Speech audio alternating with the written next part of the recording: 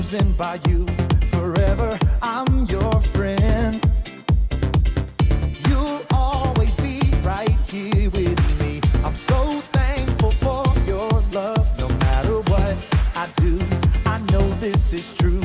You're by my side, you'll never leave. I wanna thank you, God, for showing me who I am. You're so good, you help me to understand.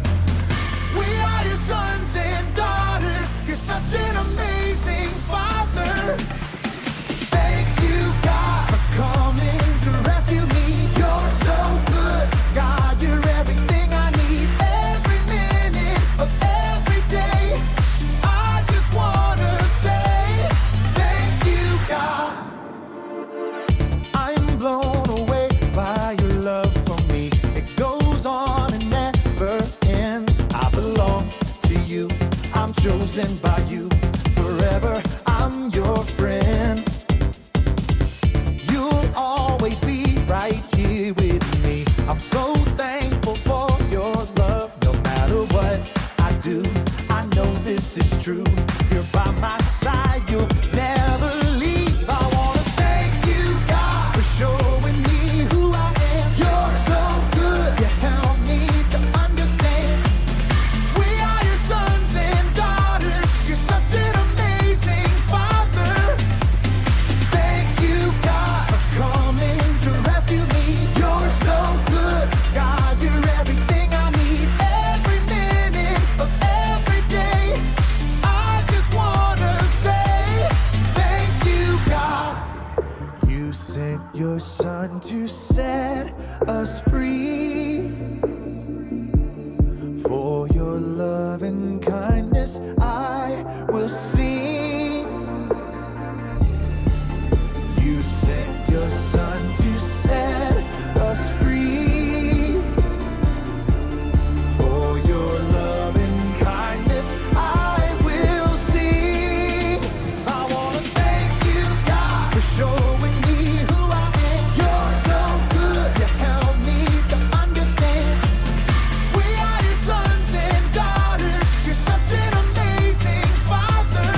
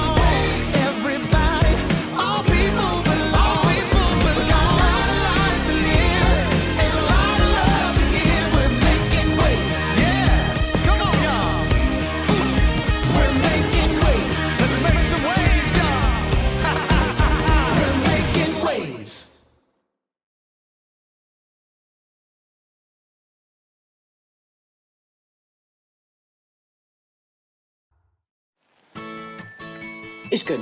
Thank you. No problem. Welcome to Story Lab. This week, we're talking about humility, while we take a look at an amazing letter written from prison.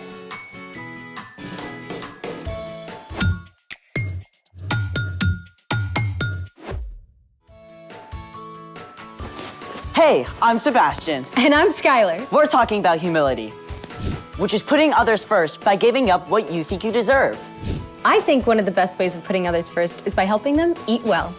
Like a box of fudge rounds. I was thinking more of tasty veggies. My relationship with vegetables is complicated. How about this vegetable? Are you for real? Yep, world's heaviest carrot, according to the Guinness Book of World Records. That's gonna need a lot of ranch. Then there's this. World's biggest cabbage? Yep.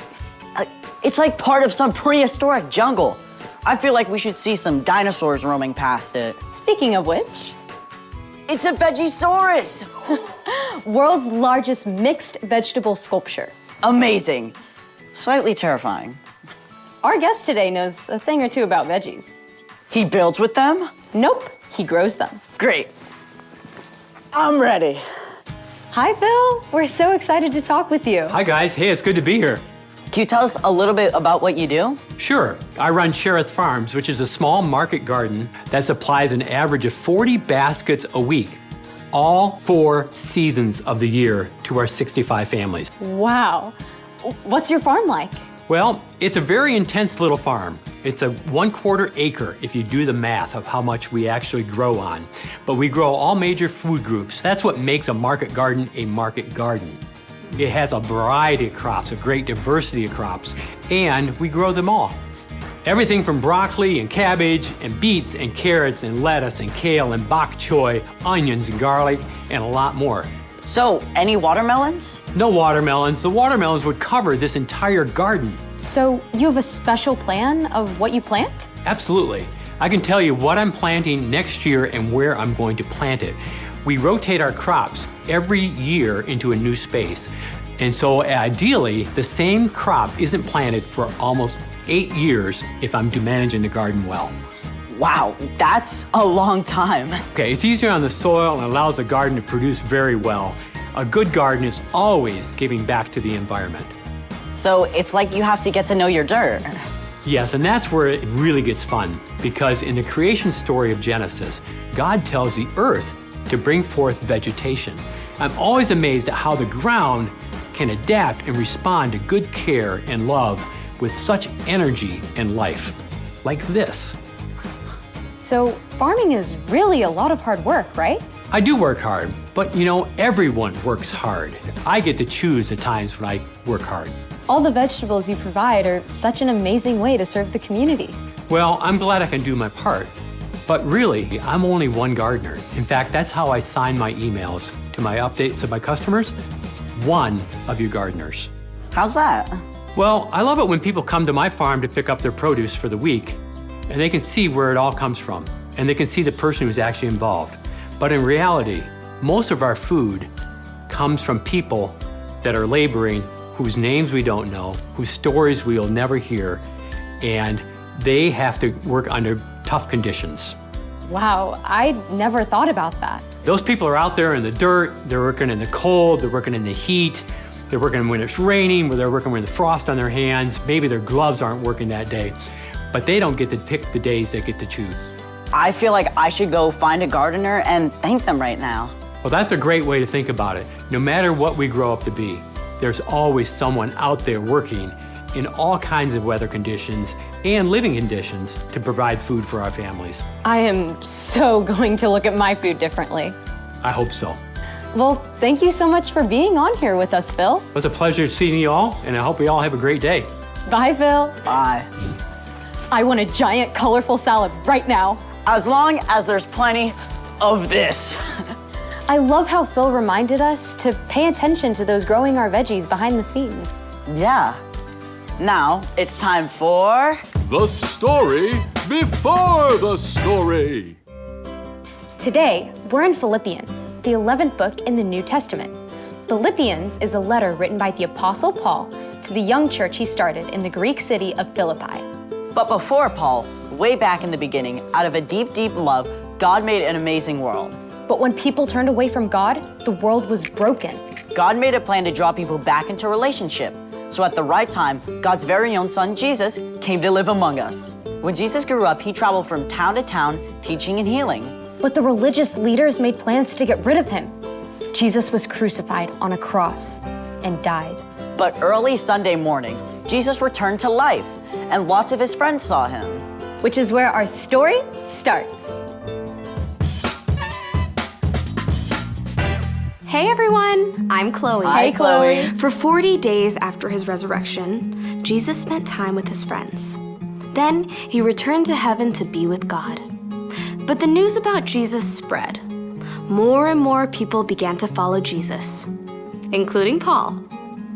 Paul traveled all over, starting brand new churches. On one of his journeys, he spent 3 months in the Greek city of Philippi, where he shared the news about Jesus with a businesswoman named Lydia.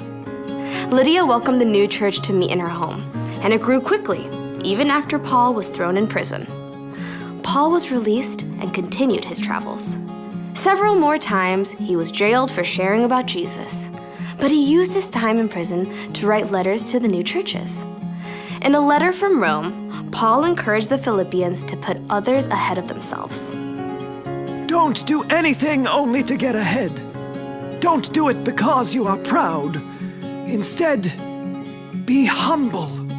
Value others more than yourselves. None of you should look out for just your own good. Each of you should also look out for the good of others. As you deal with one another, you should think and act as Jesus did. Jesus is our model. Like the Philippians, we can begin to think and act like Jesus. So, let's take a look at some of the things Jesus did. Jesus showed humility by always talking to God first. Our Father in heaven, may your name be honored. Jesus spent time alone with God, over and over. Jesus took time away from the crowds to ask God for help.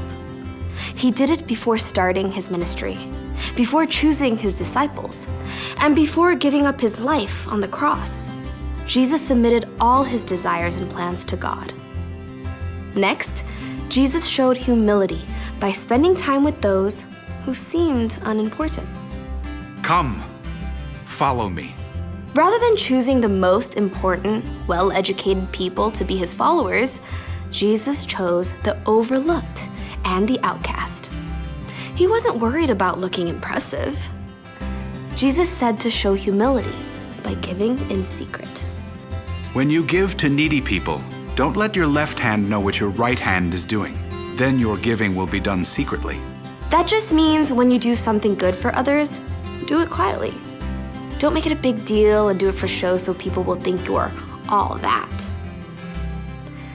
Jesus also said to show humility in our relationships by doing more than is required.